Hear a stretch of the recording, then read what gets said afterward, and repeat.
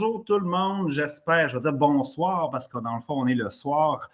Bienvenue à cette entrevue. Ce soir, j'ai la chance d'avoir un ami, Jean-François Goulet. Je vais en parler tout à l'heure. C'est ma première entrevue de l'année 2024. Fait que même si on est en fin janvier, on est le 23 aujourd'hui, je veux vous souhaiter bonne année. OK? Puis, comme si vous me suivez, moi, cette année, je veux vous souhaiter de la vérité. Dans le fond, que vous découvrez qui vous êtes vraiment, puis que vous incarnez cette vérité-là dans toutes les facettes de votre existence. Je vous souhaite aussi de la paix.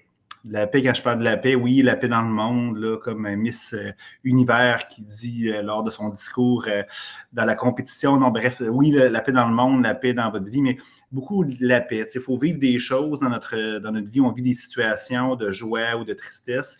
Quand c'est de la joie, il faut le vivre, mais il faut redescendre dans un équilibre. Puis la même chose quand c'est plus triste ou c'est moins notre goût, il faut le vivre aussi. Mais il faut toujours revenir dans notre équilibre. Puis chacun a son équilibre propre à lui. Puis ça, c'est la paix.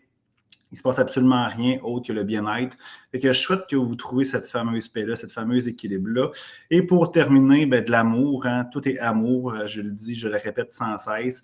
Oui, de l'amour, chum blonde, OK, dans votre famille, tout ça, mais c'est plus que ça. Oui, c'est aussi de s'aimer soi-même, mais c'est ça, c'est dans le fond, je crois que tout est amour, que vous êtes capable d'avoir juste des pensées d'amour, oublier la négativité, tout ça. Puis votre job, je le dis tout le temps, votre seul unique job, OK, sur la Terre, OK, c'est pas nécessairement d'être millionnaire, d'être ci, d'être ça, puis de faire des gros projets. Tant mieux si vous le faites, mais tu sais, c'est dans le fond, c'est qu'à tous les jours, à toutes les secondes, toujours avoir des pensées positives d'amour.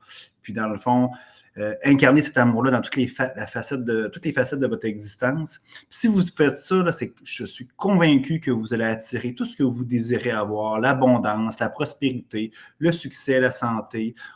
Si je parlais de ça justement avec mon invité, quand on se préparait avant de se connecter, mais moi, je crois beaucoup à l'énergie, puis tout ça, puis je crois qu'on vibre cet amour-là, OK, on attire de belles choses, OK. Puis, en tout cas, mon invité était d'accord avec moi. Bref, aujourd'hui, on va parler de marketing.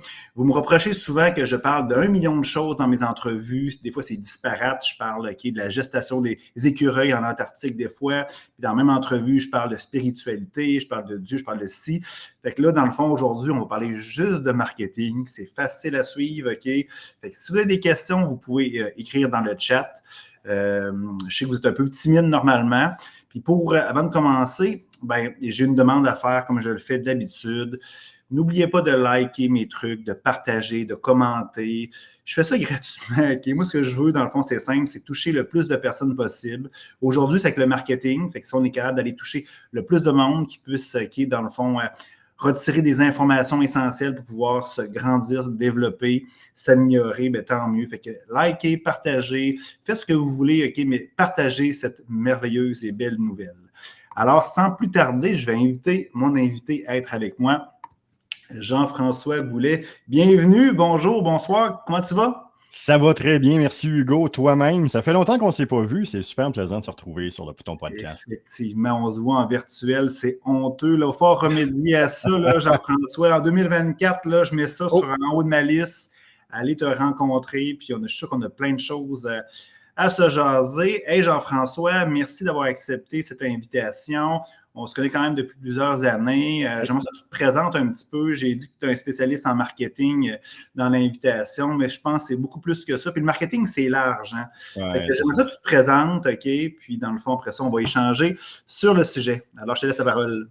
Merci Hugo, Jean-François Goulet. Ça fait au-dessus d'une vingtaine d'années que je suis dans le milieu des affaires, que je travaille justement, entre autres, en planification stratégique puis en marketing. Donc, ce que je fais, c'est que j'aide les entreprises, les moyennes, les plus grandes, les plus petites, à être capables de s'organiser, à être capables de trouver une manière de se financer, une manière de créer des idées, des projets pour être capable d'avancer. Et aussi, ma spécialisation, entre autres, c'est le marketing et le neuromarketing. Donc, c'est ma spécialisation première en arrière de tout ça, dans lequel, justement, on est en mesure de trouver des idées pour mettre de l'avant produits, services, pour qu'on soit capable de se différencier un peu des autres. Une de mes forces, tu me connais un peu, Hugo, c'est justement d'être capable de vulgariser toute cette patente-là parce que, comme tu le dis, c'est tellement large, c'est tellement gros. On confond souvent marketing et publicité. On confond souvent aussi marketing avec le démon, mais je pense qu'on est capable de trouver un juste milieu là-dedans. Puis, ben, si aujourd'hui, je suis capable, avec ton auditoire, juste d'essayer de vulgariser ça un peu puis de faire quelque chose d'intéressant, mais on va pouvoir toucher des gens, c'est ça qui est important. Effectivement. Puis Jean-François, après l'entrevue, dans le fond, il va nous dire comment on peut faire pour le contacter après, si vous avez des questions ou vous avez besoin de ses services. Là. Gênez-vous pas, OK? Il donne du temps présentement, mais s'il peut trouver d'autres avantages à cette entrevue-là, c'est tant mieux. Pourquoi le marketing, Jean-François? Pourquoi j'ai voulu t'inviter? C'est que, je te le dis d'entrée de jeu, mais pour mes auditeurs, pour qu'ils soient au courant, c'est que je fais beaucoup de coaching. Puis moi, je crois beaucoup que dans le fond, pour être heureux, il faut apprendre à s'aimer soi-même. Il faut aussi savoir qui on est, il faut savoir où qu'on veut aller, c'est quoi notre fameux chemin de vie. Puis ce chemin de vie-là, moi, je crois qu'il faut l'offrir à la communauté, offrir au monde entier. Puis souvent, les gens, quand ils découvrent justement c'est quoi leur mission de vie, dans le fond, ils démarrent un projet entrepreneurial, que ce soit travailleur autonome, OK, ou peu importe, une entreprise. Ouais. Puis moi, je suis un entrepreneur aussi. Bon, fait que vous me connaissez. Fait que avec mes clients, j'ai tendance à les amener vers l'entrepreneuriat. Et je crois énormément au marketing. J'ai déjà eu une agence aussi dans le passé. Ouais, oui. Fait que je crois à ça. Puis je trouve que c'est le fun. C'est plaisant du marketing. C'est beau, c'est le fun. On se met en valeur. Fait que tu sais, tu parlais de publicité. Il y a des gens qui confondent aussi le marketing avec la communication. Ouais. Bon, peut-être nous démystifier en quelques phrases, c'est quoi le vrai marketing? Puis c'est quoi, il doit y avoir des éléments, il y a du traditionnel, il y a du numérique. Fait que je te laisse parler là-dessus, mon ami. Marketing, pour garder ça simple, ça va être tous les différents éléments qu'on va être capable de regrouper pour être capable de se mettre de l'avant. Donc oui, c'est sûr que là-dedans, on va retrouver les publicités, on va retrouver les plans de communication, les différents plans sur lesquels on va être capable de miser pour mettre de l'avant certaines idées, mais aussi on va retrouver une partie de relations publiques, on va retrouver aussi une partie de service à la clientèle, et puis on va retrouver surtout tout ce qui va toucher à l'image de marque, hein. Finalement, là, ce fameux logo-là, cette fameuse image-là qu'on va mettre de l'avant pour essayer de se distinguer, pour essayer de se montrer distingué aussi devant les autres. Si on essaie de simplifier ça, le marketing, ça regroupe tous ces éléments-là. Donc oui, on va avoir un peu de publicité, mais pas strictement ça. Puis oui, on va avoir de la communication, mais pas strictement ça. Donc oui, il y a des agences de communication, oui, il y a des agences de publicité, mais il y a quelques agences aussi qui sont en mesure de vous accompagner dans tout ce processus-là. Puis c'est elles aussi qu'il faut qu'on soit capable de voir, puis de bien saisir, puis de bien comprendre. C'est pas obligé d'être compliqué. On peut faire quelque chose d'ultra simple, mais simplement en étant capable de voir un peu une manière, un champ gauche ou d'essayer avec l'aide d'Hugo, justement, d'être capable de s'intérioriser, puis de trouver des idées, trouver une nouvelle manière, puis trouver sa voie pour être capable d'être, entre autres, sur les réseaux sociaux ou les différentes plateformes pour être capable de discuter un peu avec l'auditoire qu'on veut. Très intéressant, Jean-François. Puis là, qu'est-ce qui est in en 2024, là, quand on parle de numérique? Tu sais, on t'a parlé des réseaux sociaux. Moi, je me souviens quand j'ai démarré en business, là, puis là, on parle de 1998, on faisait des fameux sites web. Ça coûtait quasiment 25 000 faire un site web. Ouais. Là, il y a des réseaux sociaux, il y a plein d'affaires. TikTok, il y a des vidéos de YouTube, il y a des gens aussi qui sont spécialisés. Là, on parle de Squeezie qui font comment on appelle ça, des streams. Exactement, un peu comme je fais aussi. Des influenceurs, c'est le mot que je cherchais, des influenceurs. Fait que le monde est un peu perdu dans tout ça. Là. Qu'est-ce qui est dans 2024? Qu'est-ce qu'il faut être dessus absolument? Puis après ça, on parlera de comment, bien sûr. Oui. Hugo, ça fait longtemps qu'on se connaît. Tu vas tellement rire quand je vais te dire ça. C'est l'authenticité. Okay. En 2024, c'est l'authenticité. Ce que les gens veulent, ce que les gens essayent de retrouver, c'est cette fameuse authenticité-là. Les gens sont tannés, justement, des fausses publicités, des influenceurs qui nous amènent peut-être des mauvaises visions, une mauvaise idée ou une idée trop léchée de ce que le produit ou le service peut être vraiment. Ce qu'on met de l'avant, c'est l'authenticité. Une des choses qui est super intéressante avec ta chaîne, Hugo, c'est, bon, j'ai eu la chance de voir ton ouverture au début avec les plages, avec ce qui nous font rêver, mais dans ton cas, ben, tu nous amènes là pour le vrai. On peut vraiment aller là, c'est pas juste du rêve, c'est on y va ensemble, puis on est en mesure vraiment de faire quelque chose, là. Donc, c'est vraiment cette authenticité-là qui est ultra importante sur laquelle il faut miser. Mais Hugo, c'est quoi l'authenticité? C'est comment on est authentique, comment on devient authentique. Je te relance la question, mais c'est pas simple en 2024 de se retrouver. Il y a tellement de masques sociaux qui ont monté. On a tellement de personnalités différentes. Une personnalité sur Instagram, une personnalité sur TikTok, une personnalité sur YouTube, une personnalité au travail. Quelle est mon authenticité? Quelle est ma vraie manière d'être? Puis de qu'est-ce que je veux vraiment faire, laisser transparaître sur le marketing. Ben, c'est très bon, hein? Puis c'est fun que tu en parles parce que, tu sais, moi, j'en parle tout le temps. La clé, OK, c'est la vulnérabilité et l'authenticité. Puis effectivement, en 2024, puis même, même avant, en 2023, tu sais, puis j'ai d'autres entreprises aussi, les gens veulent vraiment qu'on soit soi-même, puis pas se faire bullshiter. Puis, tu sais, souvent, là, j'ai des gens qui me parlent de leur parcours de vie. C'est super intéressant, OK, parce que c'est super inspirant. Puis on se sent approprié, OK, puis on est dit, hey, moi, je vais ressembler à cette personne-là parce qu'elle a vécu ce que moi, j'ai vécu. Puis j'aime ça, il a ressemblé, puis a développé des outils. Mais souvent, ce que le monde met de l'avant, c'est encore là, c'est des affaires clichés, des publicités, genre, ou que, genre, bonbon, style, la vie est belle, puis, genre, mais c'est ça, mais c'est pas ça que les gens veulent entendre. Hein, Non, c'est ça, exact. Puis même, non seulement c'est pas ça que les gens veulent entendre, mais c'est ce que les gens fuient actuellement sur les réseaux sociaux. On a vu un grand désabonnement au début, même fin 2023. Ça continue encore en 2024 sur Facebook, entre autres. Même chose sur Twitter, X maintenant. Il y a énormément de personnes qui sont en train d'abandonner le bateau des réseaux sociaux, ou des grands réseaux sociaux du moins, parce que la ligne de communication, ce qui est montré, ce qui est démontré, n'est pas vraiment ce qui est authentique, puis ce qui parle vraiment aux gens maintenant. C'est une des choses pourquoi TikTok a autant de succès. On va pouvoir y revenir sur les différentes plateformes, mais TikTok apporte ce côté un peu trash, là, un peu moins léché, un peu moins obligé d'être beau qu'Instagram nous a instauré au fil des dernières années. C'est un peu tout croche. On peut filmer ça avec le téléphone, même si le son ou les affaires ne sont pas nécessairement dans le meilleur, on peut avoir une visibilité. C'est le propos qui est plus intéressant nécessairement que toute l'enrobage qu'on a alentour, puis toute la photo parfaite qu'on essaye de faire sur Instagram. Mais quand tu parles là, de désabonnement, ça veut dire que les gens arrêtent d'aller sur Facebook, entre autres. Souvent on le voit que Facebook, il y a des gens j'ai même des amis qui ont complètement arrêté d'utiliser ces plateformes-là. Ouais. Bon, TikTok, on la connaît quand même, OK, c'est quand même assez très populaire. Mais sur quoi qu'ils vont, ces personnes-là? Il y a d'autres réseaux sociaux, plus spécialisés ou... Il y a les réseaux sociaux qui sont encore présents, qui sont là. On les voit encore. Snapchat fait un retour. Hein. On a tendance à l'oublier, mais Snapchat est encore là. Fait un retour chez les jeunes encore là. Jamais vraiment lâché. On a tendance à oublier YouTube là, dans tout cet écosystème-là. On parle souvent de réseaux sociaux. On parle là, de Facebook, d'Instagram, mais on a tendance à complètement oublier YouTube. Faut pas oublier, là, YouTube, entre autres chez les jeunes, là, 25 ans et moins, là, plus jeunes que toi, puis moi, Hugo. Là. Mais les 25 ans et moins, là, ce qui est intéressant pour eux, YouTube devient la deuxième plateforme de recherche la plus utilisée. Et c'est devant Google parce que la première, c'est TikTok.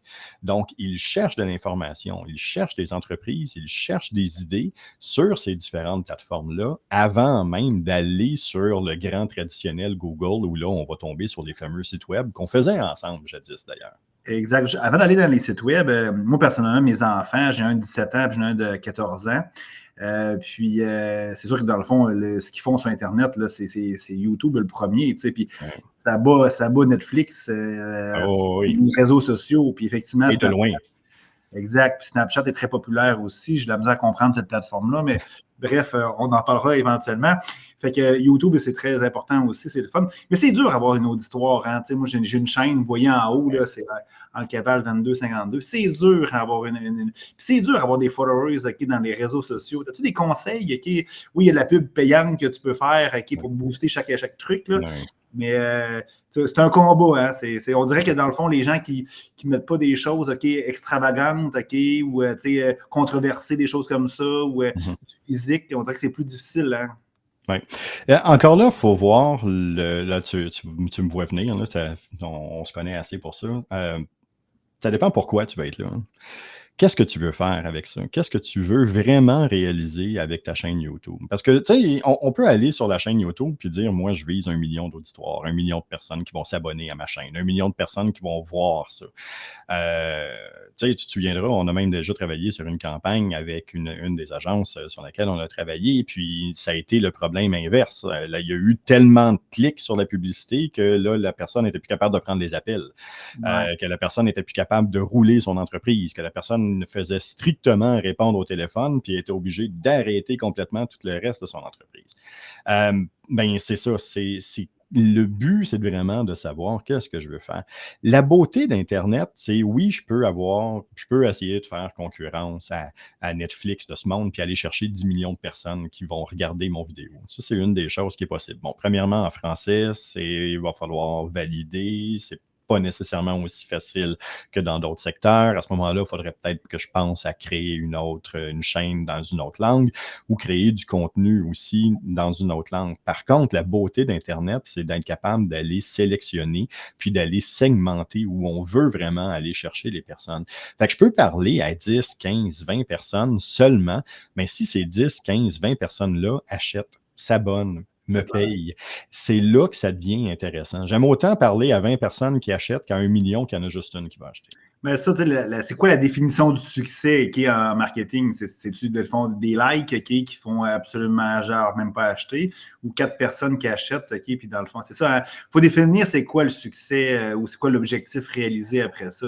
On ne peut pas faire du marketing si l'objectif n'est pas identifié, n'est pas nommé. L'exemple que je donne toujours dans les conférences que je donne, c'est toujours la même chose, c'est toujours la même affaire, c'est Coke. Coke a une page canadienne. Fait que Coke Canada a une page sur Facebook. Il y a 16 millions d'abonnés. Quand ils font des publications, ils ont 7 likes, comme sur vos pages. Même chose que sur vos pages. Ils n'ont pas besoin d'avoir 1 million de personnes qui cliquent « j'aime » sur une publication. Ils ont juste besoin d'être là, présents, vers 11h30, juste avant qu'on quitte pour dîner, puis vers 4h30, jusqu'à juste un petit peu avant qu'on ait besoin d'aller pour le souper. Ils vont juste dire « Hey, te souviens-tu de ma marque? Te souviens-tu que j'existe? » Coke, là, son marketing, ils ne vendent pas sur Internet. Ils vendent rien. Ils sont toujours en lien avec d'autres entreprises qui vont vendre Maxi, IGA et compagnie. C'est eux autres. C'est là que tu vas aller acheter le Coke. Tu ne peux pas l'acheter en ligne. Fait que leur publicité à eux, c'est pas nécessairement de vendre directement le produit. C'est juste de soulever le fait que je le sais que tu as soif, Hugo. Puis peut-être que ça serait intéressant pour toi. C'est clair. Puis là, il y a beaucoup de plateformes. Là. Est-ce que tu conseilles que tout le monde aille toutes les plateformes ou c'est quoi tu conseilles? C'est sûr que ça doit être différent de l'industrie en industrie. Là, mais... C'est différent d'industrie en industrie, mais c'est différent d'utilisateur à un utilisateur aussi. Tu sais, si j'arrive dans une entreprise, puis la moyenne d'âge des administrateurs qui sont là, c'est 65 ans, puis j'essaye de les amener sur TikTok ou j'essaye de les amener sur des YouTube Shorts ou j'essaye de les amener sur Snapchat, j'ai une courbe d'apprentissage qui va être plus grande que le retour sur investissement qu'ils vont avoir. Fait que ça sert absolument à rien d'aller là. Faut toujours rester réaliste puis comprendre aussi c'est quoi mes forces en tant qu'entrepreneur puis en tant que personne qui désire faire du marketing, qui veut se lancer là-dedans. C'est ça aussi qui est important. Puis c'est là qu'on peut réussir comme consultant, comme planificateur stratégique, d'être capable de trouver le meilleur élément pour eux autres. Puis c'est de trouver quelle est sa vraie voie. Puis si sa voie, c'est d'être sur Facebook puis d'être présent là, puis de trouver un auditoire, puis de trouver une manière à qui parler à des gens qui lui ressemblent, qui ont des valeurs similaires, puis qui ont des idées similaires. pourquoi pas? Il n'y a absolument rien qui l'empêche de le faire. Puis je ne le pousserai pas sur d'autres avenues non plus.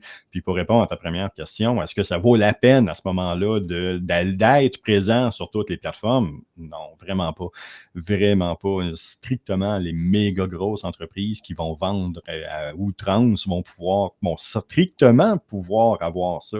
Tu le sais, quand on fait du marketing, quand on s'impacte dans un système de ce type-là, on parle de entre 4 et 7 % de ton budget généralement d'entreprise qui va virer en marketing, mais on parle d'un investissement de temps aussi, puis ça, c'est souvent le bout où on a tendance à oublier. Tout le monde a un cousin, une cousine, un enfant, quelqu'un qui est capable de faire ça. Ils sont là-dessus, c'est facile, TikTok, on va les mettre là-dessus, ça va bien aller. Faire ça pendant 40 heures semaine, par exemple, ça devient abrutissant à un moment donné, puis les idées, on a fait le tour assez rapidement. Effectivement. Ça demande aussi une certaine discipline. Tu sais, moi, souvent, j'ai des discussions avec ma conjointe, des fois, puis elle dit, tu perds, c'est une distraction, tu perds ton temps. Mais c'est sûr que c'est plaisant, il y a des gens qui aiment ça. Moi, j'aime ça, par exemple, faire des publications. Je fais le dimanche, je planifie mes publications pour la semaine, OK?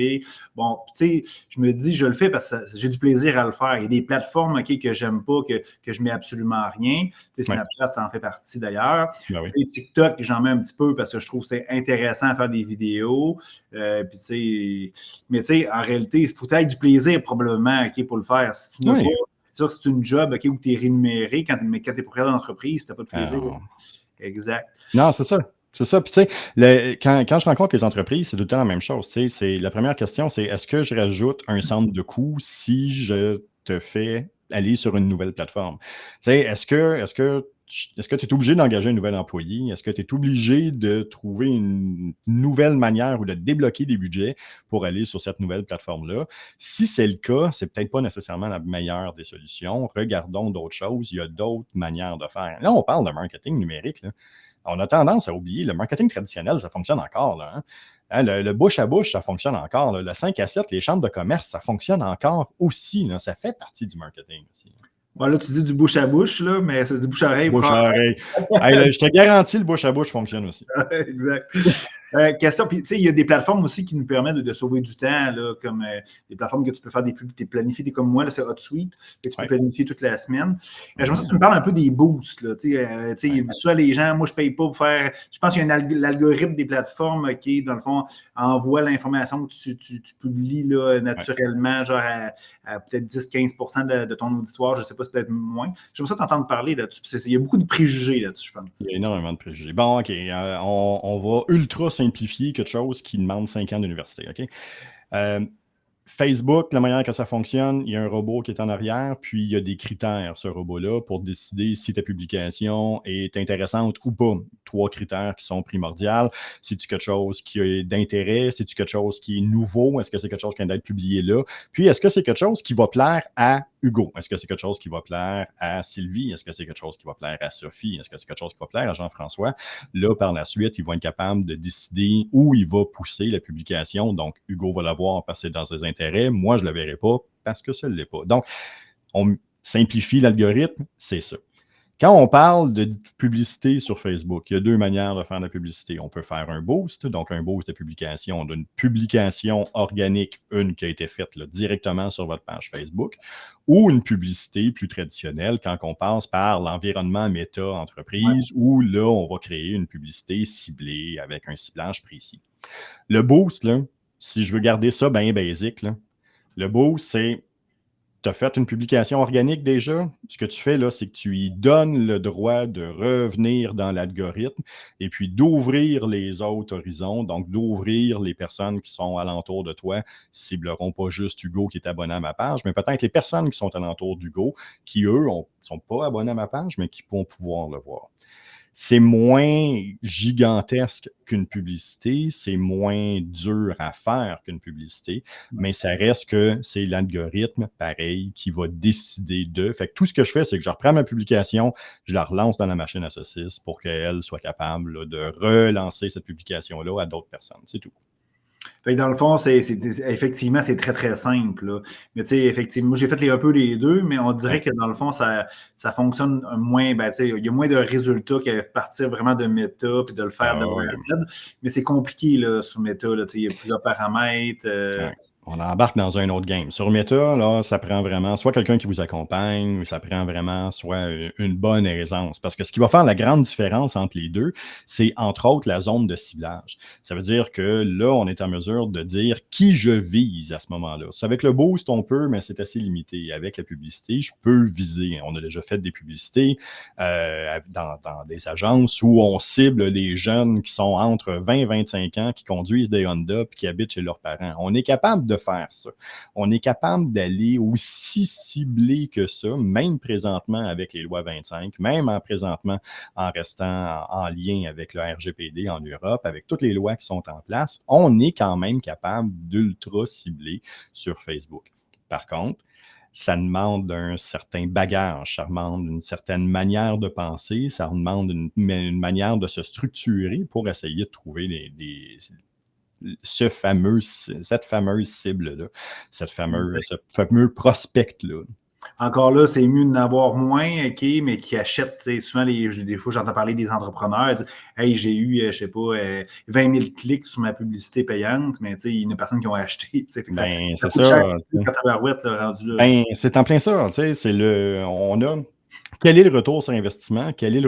C'est quoi ton investissement initial? C'est quoi, là, on va parler de coût par clic.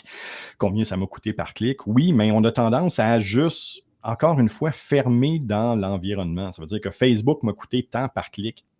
Ouais, mais de Facebook, tu en as vendu combien? Combien de produits, combien de personnes ont réservé ton hôtel, combien de personnes ont réservé une table à ton restaurant, combien de personnes sont vraiment inscrites à ton événement, qu'est-ce qui est vraiment arrivé là. C'est là où on est vraiment capable de dire si ça fonctionne ou pas. J'ai mis 100 pièces, il y a une personne qui s'est abonnée, ben ça veut dire que mon retour sur investissement, mais c'est pour acquérir une personne, ça me coûte 100 pièces. Est-ce qu'il y a d'autres marketing qui pourraient être moins chers? Peut-être. Puis c'est là où on peut justement regarder, puis c'est là que ça devient le fun, parce qu'on peut regarder même du traditionnel, puis d'amener ça ailleurs. C'est ça que dans le fond, ceux qui le font eux-mêmes, OK, ne font probablement pas. Puis je le sais, moi aussi, là, je n'ai déjà fait à gauche puis à droite pour le fun des fois. Puis c'est ça, c'est qu'on ne regarde pas les statistiques. On dit ça a fonctionné, ça n'a pas fonctionné. On ne s'est pas mis nécessairement un objectif initialement. Ouais. On a mal défini notre cible aussi. Fait que, je veux dire, par défaut, c'est quoi? C'est de 25 à 65 ans, hommes-femmes, OK, au Québec. C'est sûr qu'on va avoir des clics, mais c'est sûr que, puis souvent, on ne regarde pas les statistiques. C'est pas si simple que ça aussi, regarder les statistiques non plus. Encore là, quand on le fait, nous autres, de façon autonome. Fait que, effectivement. Puis, tu sais, moi, j'aime le marketing, j'en fais un petit peu, OK, je ne me prétends pas nécessairement un expert, là, au contraire, puis je ne l'offre plus comme mes services, là, mais tu sais, je suis allumé là-dessus. Je reçois des consultants, là, des publicités sponsorisées, là, pour me vendre leurs services, là, 4-5, tu dois en recevoir probablement toi aussi, vu que tu aimes ça. Je trouve que ça tue le marché un petit peu de spécialistes compétents parce que, tu sais, à les écouter, si tu veux gagner 30 000 par mois, OK, en coaching, tu peux, viens me voir, OK. Qu'est-ce que tu penses de ces fameuses publicités-là qu'on reçoit? C'est bon, c'est pas bon? En marketing, là, il y a une chose qui est ultra importante de saisir. S'il y a une recette miracle, puis si quelqu'un vous vend une recette miracle, ça veut dire que tout le monde serait capable d'avoir cette recette-là, puis personne ne le fait qu'il y a un problème. Ouais, exact. En partant, c'est un red flag. En partant, il y a quelque chose. Je dis pas qu'il n'a pas réussi à le faire pour un ou deux clients. Je dis pas que c'est pas quelque chose qu'il est en mesure de faire de manière sporadique, puis c'est correct, mais c'est pas vrai que ça va. C'est pas vrai que tu vas mettre $1, puis tout d'un coup, tu vas avoir 30 000 clics, puis tu vas avoir 30 000 personnes qui vont t'aimer, puis 30 000 personnes qui vont s'abonner à tes conférences, puis à tes sessions. C'est pas nécessairement ce qui va arriver. Comme on disait juste avant d'entrer en ondes, ben c'est ça aussi. Oui, c'est vrai. C'est ce qui fausse un peu cette donnée-là du marketing. Parce que oui, c'est vrai, il y a des histoires que c'est ça qui est arrivé. Il y a des histoires que c'est ce qui s'est passé. Il y a des histoires de marketing à succès qui ont été hallucinantes, énormes. Puis ça fait maintenant partie de cette fameuse histoire-là du grand marketing, puis de ce côté sorcellerie qu'il y a alentour du marketing, tu sais. Mais c'est pas vrai qu'il y a juste une recette miracle et chacun des créneaux dans lesquels vous êtes est complètement différent aussi. On ne fera pas du marketing pour un restaurant de la même manière qu'on va faire comme une boutique d'informatique. C'est clair. Puis souvent, les gens, ils ne comprennent pas aussi les efforts que ça nécessite. Oui, il y a le marketing direct, mais moi, je le sais avec Encaval, quand je fais une publicité, je booste un post, un événement, bien, c'est sûr que j'ai peut-être genre 50 personnes qui veulent me parler. Fait que les 50 personnes, je passe peut-être 1 heure avec eux autres individuellement pour leur parler du voyage. Fait que c'est 50 heures, là, c'est beaucoup de temps pour en signer 4-5. Là, fait que souvent, si tu veux aller chercher ton 30-40 000 de revenus par mois par rapport à comme les cas à succès de certains, c'est du temps. Il faut te laisser du temps qui est en dehors du marketing, comme tu disais. Là, un cas à succès que le téléphone n'arrêtait pas de sonner, il faut que tu passes du temps à répondre à ça. Le contenu. Je te parle un peu de contenu. Là, il y a ChatGPT, Copilot et compagnie. Là. Je présume, OK, puis là, tu me diras, je me trompe, c'est mieux d'avoir quelque chose un contenu bon, OK, que genre publier tous les jours de la cochonnerie, là, si je présume. L'authenticité va primer sur la fréquence puis sur le volume. Ça, c'est clair. Fait que j'aime mieux être moins présent, mais avoir quelque chose de plus authentique et de plus collé sur ma cible, plutôt que d'avoir quelque chose qui est trop général. Tu sais, on vient de le dire ensemble. En marketing, quand il y a une recette miracle qui arrive tout d'un coup, ben, tu sais, c'est un red flag. Il faut se poser des questions. ChatGPT, ces outils-là, c'est pas mauvais en soi. Ça fournit des bonnes idées, ça fournit des guides. C'est une base de départ pour aller chercher de l'information. Mais de publier directement à partir de ChatGPT vers un environnement ou vers mes différentes plateformes sociales, ce que ChatGPT fait, c'est une recette miracle. Il essaye d'aller sur Internet, de retrouver c'est quoi les plus grandes occurrences, puis qu'est-ce qui est meilleur dans le secteur d'activité, puis dans le prompt que je viens d'y demander, puis il répète ce qui est le plus général. Fait qu'encore là, oui, à ce moment-là, ça peut fonctionner parce que on l'a vu avec certaines personnes qui ont commencé à le faire. Ça fonctionne pendant un certain temps parce que oui, c'est vrai, c'est tellement généraliste, puis la recette est tellement bonne, puis les mots sont tellement clés que tout d'un coup, oui, il y a un plus grand intérêt pour la page, mais il n'y a pas plus de personnes qui s'abonnent, puis il n'y a pas plus de personnes qui vont acheter parce que c'est pas cette authenticité-là qui est présente, puis c'est pas ce lien-là avec l'humain. Puis, tu sais, veut pas, tu le sais, Hugo, là, on va faire un texte en ChatGPT, mais on est capable de le savoir que c'est ChatGPT qui l'a écrit. Il y a des formulations, il y a une manière qui est là, qui est présentée. Il y a une manière très structurée, trop structurelle, trop pensée, qui fait qu'on ne sent pas l'humain en arrière. Mais tu sais, l'important dans le marketing, surtout sur les réseaux sociaux, tu sais, c'est de remettre l'humain au centre de cette information-là. C'est de remettre l'humain au centre de l'environnement informatique qu'on a. On oublie trop souvent le social dans le réseau social. C'est juste important de s'assurer d'avoir une personne en arrière qui est là.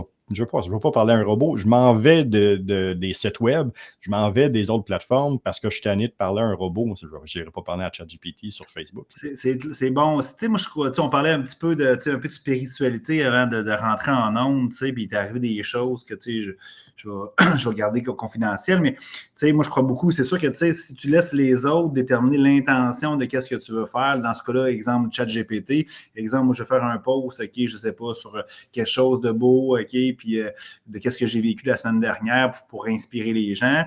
Mais c'est sûr que si je laisse la ChatGPT le faire, bien, l'intention initiale peut être transformée dans d'autres choses. Puis le résultat, bien entendu, va être erroné. Puis, tu sais, souvent, les gens pensent que c'est magique, ces plateformes-là, ChatGPT. Ouais. Écris-moi un post inspirant, puis il fait copier-coller, puis envoyer ça. Il faut que tu donnes des paramètres de toute façon. Oui. Fait qu'effectivement, c'est intéressant de comprendre ça. Puis, tu sais, je vois des gens qui écrivent des livres là-dessus, c'est assez hallucinant. J'aimerais ça qu'on parle de site web, parce que, tu sais, je t'ai parlé au début, quand j'ai commencé en affaires, un site web, ça valait 25 000 OK, puis on en vendait. Oui, il y en avait pas mal. Puis là, des gens qui nous écoutent, là, qui sont plus jeunes, vont dire, je suis capable de faire ça sur Wix, puis sur Shopify à quasiment rien. Ma question, c'est que dans le fond, puis tu sais, ce que je disais souvent à des amis, c'est qu'à cette époque-là, puis là, je parlais de 98, là, mais c'est plus genre 2010, 2015. La stratégie numérique était 100% le site web. Il y avait du Google un petit peu, là, mais c'était le site web, puis autour du site web. Là, aujourd'hui, là, c'est plus ça. Parle-moi du site web, voir qu'est-ce qu'il faut, puis c'est quoi l'importance du site web. C'est encore important d'avoir une vitrine, c'est encore important d'avoir une porte arrêtée sur le web qui n'est pas strictement un réseau social sur lequel on est capable d'accoter puis d'asseoir un peu notre notoriété. Donc, c'est quand même important encore d'avoir un site web. Si ce n'est que pour se retrouver sur Google, si ce n'est que pour se retrouver dans les différents moteurs de recherche, Bing et compagnie, DuckDuckGo, ben, le site web va nous permettre d'être un peu plus présent là. Site web, maintenant, c'est plus ce que c'était non plus avant. On n'est pas obligé d'arriver avec un site web gigantesque, avec une panoplie de pages, avec des intranets à l'intérieur, puis avec un paquet d'informations. L'important, c'est, encore une fois, dépendamment du secteur puis de la stratégie qui va être à déployer, qu'on aura décidé ensemble, le site web peut être un site web vitrine. Une page, 2 pages, quelque chose de simple, dans lequel on est capable de retrouver de l'information, puis dans lequel on est capable au moins de diriger les gens, puis par la suite, c'est de promouvoir ma marque, promouvoir mon URL, promouvoir les différentes manières que les gens vont être capables de me retrouver.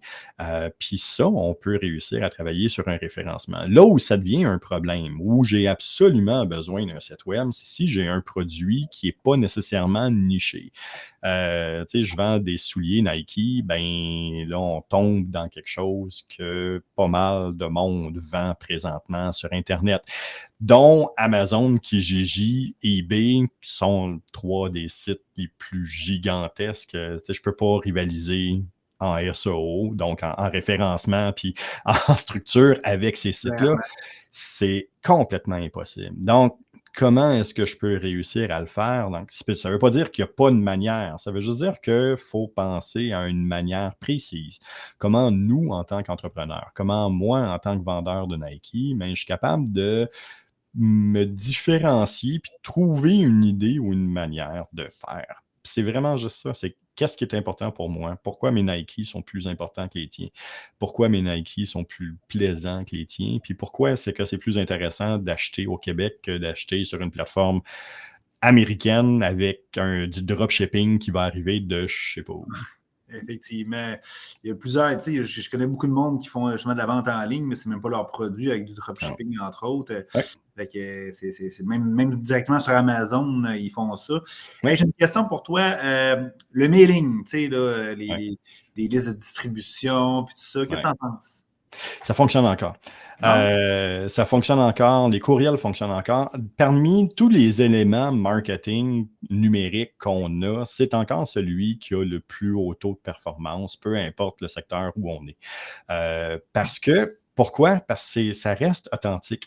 Maintenant, avec les nouvelles lois, avec la loi antipourriel canadienne qui est gérée par le CRTC, ce que ça nous permet de faire, c'est que les gens ont besoin de s'abonner. Donc, les gens doivent s'abonner à ta liste, doivent s'abonner à ça. Donc, il y a déjà une action, il y a déjà quelque chose qui est posé envers toi, envers ta marque.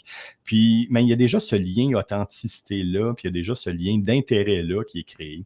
Je n'ai pas besoin d'aller nécessairement faire du push marketing directement dans leur gorge pour montrer c'est quoi mon produit. C'est plus soft, c'est plus doux. Puis on regarde là, des campagnes de mailing qu'on a encore aujourd'hui. Une bonne campagne de mailing peut aller chercher 65-70% là, de taux d'ouverture. Puis là-dessus, peut-être un 25-30% de taux de conversion.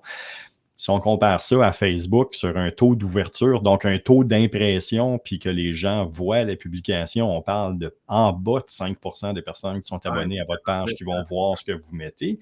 Puis sur ce 5%-là, il y a à peine 1% qui va acheter. Ça reste encore quelque chose qui est intéressant. Ce mailing-là, ces infolettres-là, bien faites, bien montées, ça fonctionne encore bien. Ouais, ben moi, j'en fais avec Encaval puis mes compagnies aussi. Puis je vois que le taux d'ouverture, il augmente d'année en année. Puis, au début, j'avais comme 2-3%, 5%, mais la liste était beaucoup plus grande, effectivement. Ouais. Là, les gens, ils s'abonnent ou que, dans le fond, ils ne sont pas des inscrits. On peut quasiment dire que c'est un marché chaud, c'est les gens qui sont là. Fait qu'il y a beaucoup d'ouverture, puis c'est pas rare, je m'en fais parler, effectivement, là, plus que dans le fond du Facebook. C'est intéressant. Dans le marketing, mettons, plus traditionnel, tu disais que ça existait encore. Là. Fait que qu'est-ce qui fonctionne? Les pubs radio, les pubs télévision, les je ne sais pas trop quoi, les envois par la poste. Parle-moi-en, s'il te plaît. Si on regarde un peu, bon, on va démystifier un des mythes marketing. Là. Donc, on a déjà tous entendu parler de l'histoire du chien de Pavlov. Là. Donc, c'est le scientifique qui faisait sonner sa cloche à toutes les fois qu'il donnait d'un repas à un chien. Puis, au bout de 21 fois, il avait juste à brasser la cloche. Puis, le chien salivait parce qu'elle avait développé un réflexe. On est dans quelque chose un peu plus extrême. C'est le même principe en marketing. Donc, c'est ce que je veux, c'est d'être capable que mon auditoire, que ma cible, que la personne que je cible, mon prospect, qui soit en mesure de m'entendre ou de me voir le plus souvent possible, mais toute forme confondue. Fait que, oui, c'est vrai qu'idéalement, on va viser entre 16 et 20 fois pour que la personne soit capable de reconnaître une marque, de reconnaître une idée, de reconnaître un produit. Donc, il faut que la personne l'ait vu au moins entre 16 et 20 fois. Mais ce 16 et 20 fois-là, il n'est pas obligé d'être juste sur Facebook, il n'est pas obligé d'être juste sur YouTube. C'est cet écosystème-là complet qui peut devenir intéressant. Puis c'est là que le marketing traditionnel va justement peut-être combler des vides qui sont qu'on ne pourrait pas combler ailleurs. La radio, la plupart des bureaux ont encore la radio, ont encore quelque chose d'ouvert qui roule en fond, que mon jingle roule, qui entendent mon nom, qui entendent mon site web, qui entendent ma voix.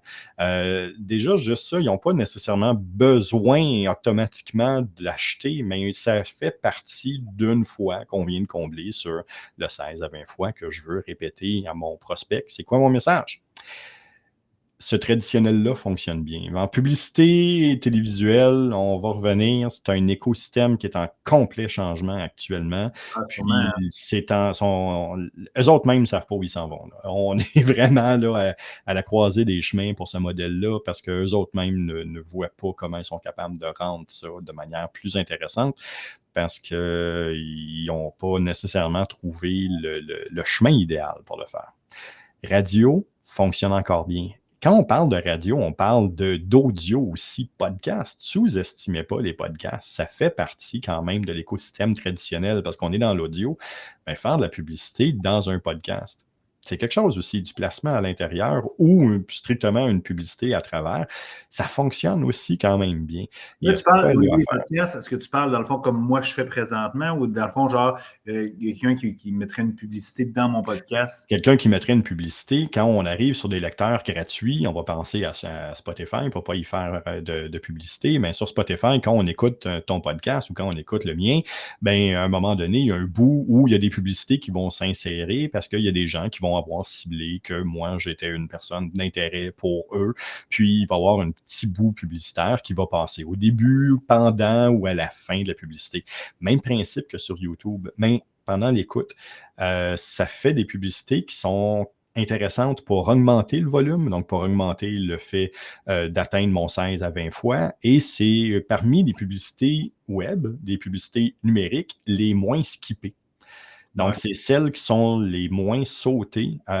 Donc, ça vaut la peine. Il y a une écoute quand même qui est donnée là. Il y a quelque chose là. Sérieusement, c'est la première fois que j'entends parler. Je veux dire, on le voit vraiment peut-être plus sur du vidéo comme YouTube, on fait de la publicité. Mais dans des podcasts, effectivement, on entend effectivement. Mais tu sais, j'avais jamais pensé effectivement d'aller chercher. C'est ciblé probablement du même principe que YouTube aussi par rapport à l'affinité, par rapport à ton. Même patente, même principe, la même chose, une plateforme qui est tout aussi similaire, celle de Spotify pour faire de la publicité.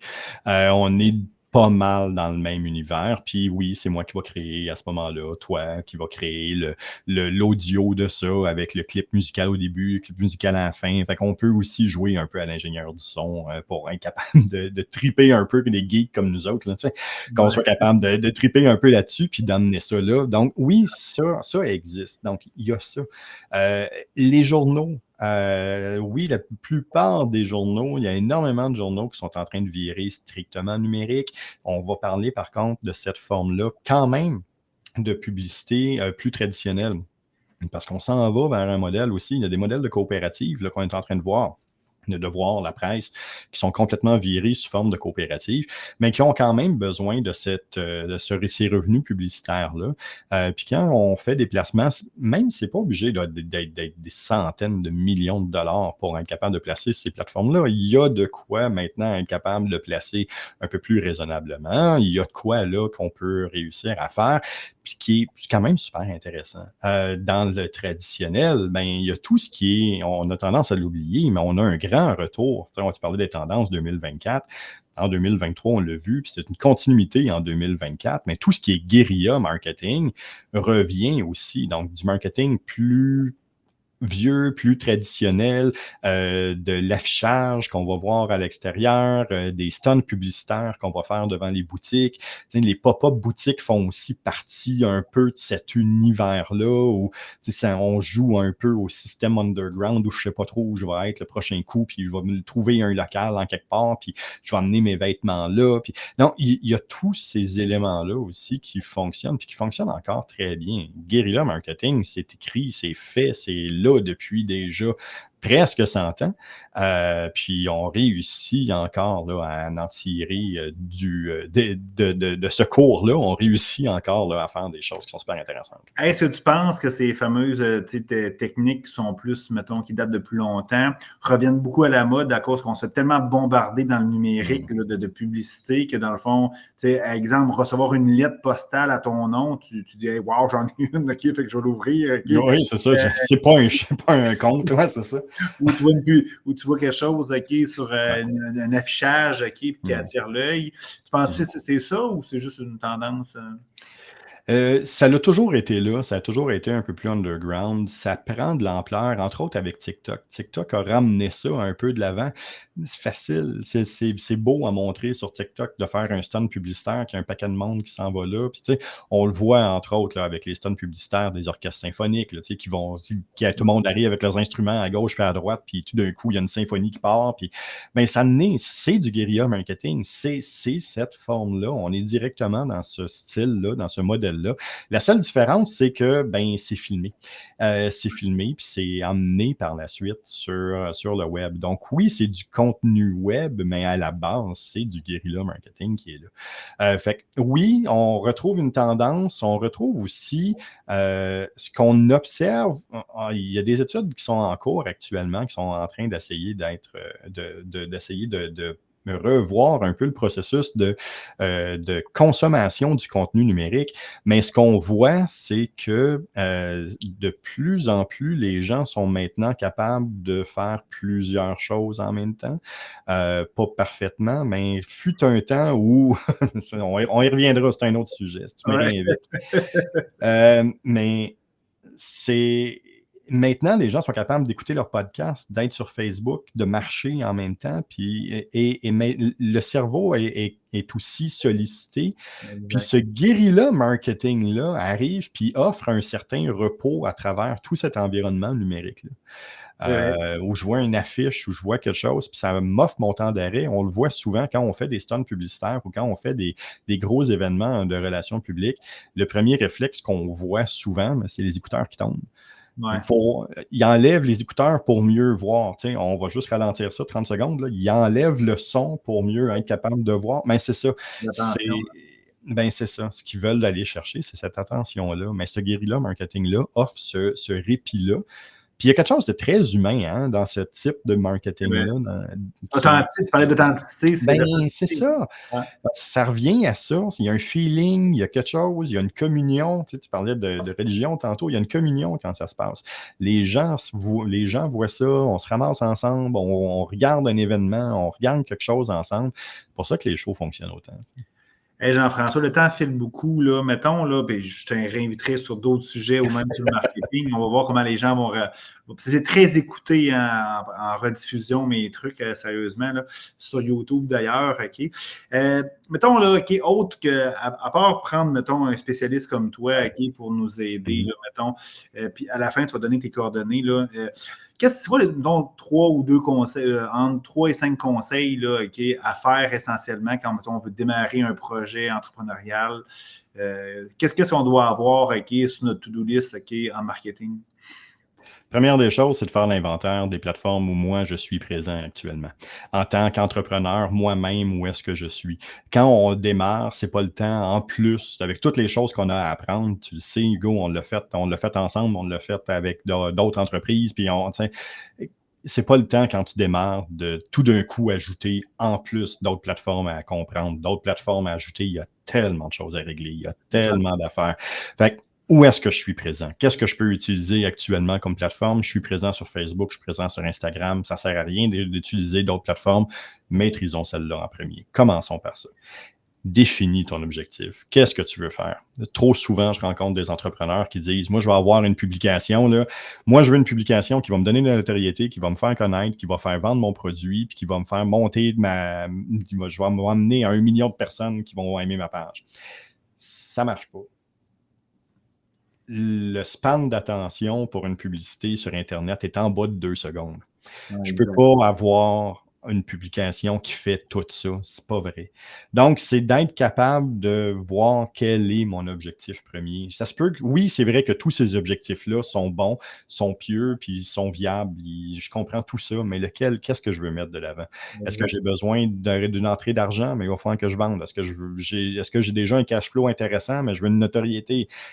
Donc, qu'est-ce que je veux vraiment travailler? Qu'est-ce que je veux vraiment faire? Définis ton objectif. Sois clair. Puis, définis ton budget initial. Il n'y a absolument rien de pire que d'arriver dans une agence puis qui va dire oui, oui, tu sais, regarde, on va prendre ça, on va aller faire ça, on va créer ça. Puis là, ton budget initial là, pour toi, là, pour vrai, là, c'était 50$. Là. Mais quand tu arrives à la fin, il y a une coupe de zéros qui se sont rajoutées, mais qui n'étaient peut-être pas nécessaires pour l'objectif que tu voulais, puis qui n'étaient peut-être pas nécessaires pour ton démarrage d'entreprise.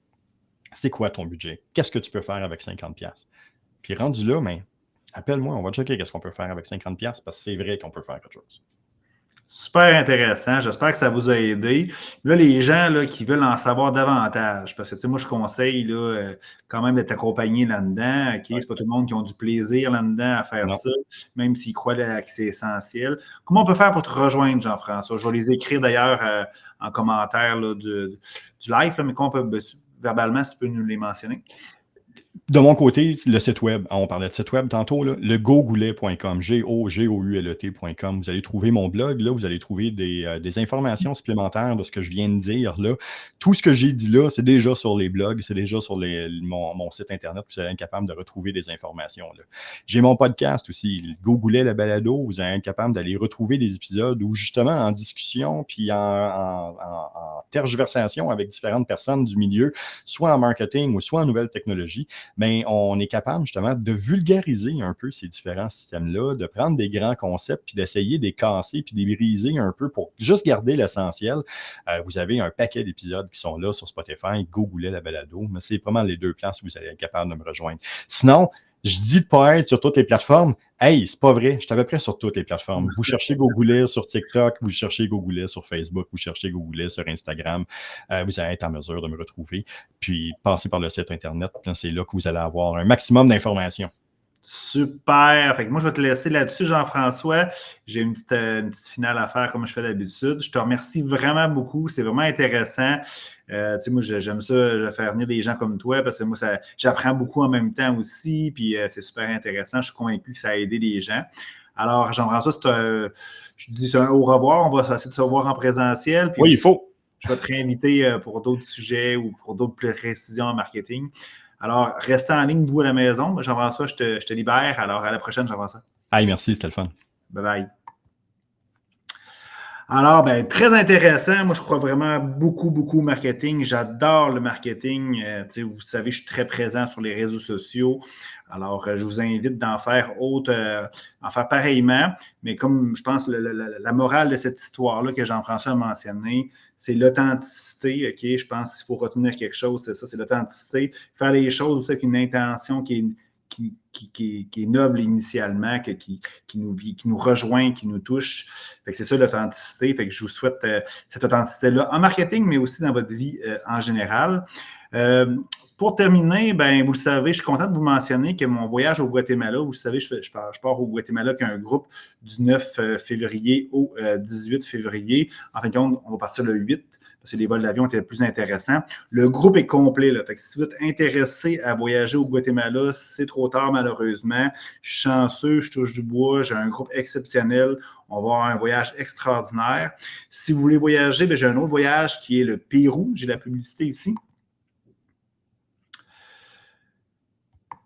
Fait que c'est le Pérou. Fait que dans le fond, ça se trouve le 23 mars au 2 avril prochain. Fait que le Pérou, c'est le voyage d'une vie. Je vous le dis, puis je le répète tout le temps. La culture inca, c'est merveilleux. Les sites historiques, le Machu Picchu, les montagnes, les volcans. Mais vraiment, la nourriture, le peuple péruvien, c'est extraordinaire. Fait que c'est un voyage d'une vie. C'est un 10 jours extraordinaire. Il reste de la place, mais il en reste environ 1 à 2 personnes. Fait que dépêchez-vous, écrivez-moi. C'est super important. La semaine prochaine, je crois que c'est le 30, ça va être mardi à 8h30. J'ai mon ami, vous voyez l'écran, c'est Julien, Julien qui est propriétaire de Ether, une entreprise technologique que j'ai investie. Vous allez voir, Julien, là, moi j'aime ça l'appeler un alchimiste, un inventeur qui est très spirituel, très connecté avec lui. Mais c'est un entrepreneur, c'est un inventeur, fait qu'il y a un côté spirituel, mais un côté très cartésien. Vous allez voir, on va parler de plein de choses, OK? Ça va être vraiment malade. On va aussi raconter comment on s'est connus. Puis je vous le dis, on a eu une connexion ensemble. Je me souviens, j'étais au Mexique quand je l'ai connu. Fait que c'est une belle histoire. Je vais vous laisser du suspense là-dessus. Pourquoi que je n'ai pas fait nécessairement d'entrevue jusqu'à maintenant, c'est que si vous avez suivi mes dernières entrevues puis un peu des publications que j'ai faites, c'est que c'est simple, c'est que je suis passé en Équateur en décembre, un bon 10 jours. J'ai vécu un voyage extraordinaire là. J'ai passé beaucoup de temps seul. Puis j'ai eu beaucoup de transformations en moi qui s'est fait. Puis j'avais un besoin d'intégration. Puis pendant le temps des fêtes, ça a été beaucoup ça. J'ai été moins présent sur les réseaux sociaux. J'avais besoin d'intégrer tout ça.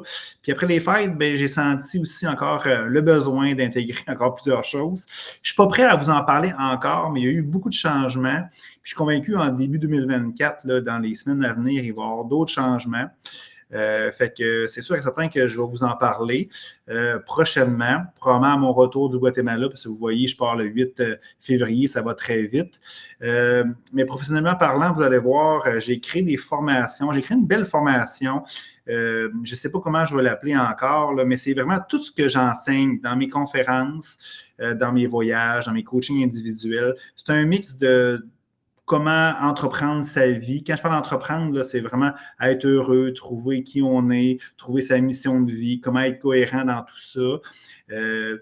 Il y a beaucoup d'informations aussi pour démarrer des projets entrepreneuriaux. Vraiment, j'explique tout ce que je suis, tout ce que j'ai expérimenté depuis le début de ma vie. Fait que c'est une belle formation que je vais vous rendre disponible. C'est sûr qu'elle va être payante parce que j'ai mis vraiment beaucoup de temps. Là. C'est fou, puis j'ai passé 43 ans. J'ai 43 ans à la développer en réalité. Fait que je vais vous donner plus d'informations. Si ça vous intéresse, ça, c'est très simple, suivez-moi. Je vais vous publier des informations très rapidement là-dessus. Fait que c'est une formation autonome. Vous allez pouvoir vous connecter sur la plateforme. Vous allez pouvoir la suivre à votre rythme. Ça va être jumelé avec des coachings aussi de ma part. J'aime ça que c'est moi qui vous coach par rapport à ça. Fait qu'il va y avoir cette belle formation-là qui va être disponible. Vous allez voir, les entrevues d'Hugo, ça va changer aussi. Je veux changer de nom. Je veux bien m'orienter aussi. Vous savez, je suis entrepreneur, je suis un être très spirituel, de croissance personnelle. Je vais peut-être diviser les deux, je ne sais pas encore, mais je vais vous revenir là-dessus. Fait que beaucoup de changements, fait que soyez à l'affût. Mais la semaine prochaine, je vais être avec mon ami Julien le 30 pour ma prochaine entrevue. Alors, j'espère que vous avez apprécié. Alors, si vous avez des questions, des commentaires, gênez-vous pas, je suis toujours disponible. Puis, dans le fond, aidez-moi à partager la bonne nouvelle en likant cette entrevue-là, en vous connectant sur ma page Facebook. Ça me fait toujours plaisir de vous entendre, de vous lire. Alors, bonne soirée tout le monde. À la prochaine et au plaisir de se reparler prochainement.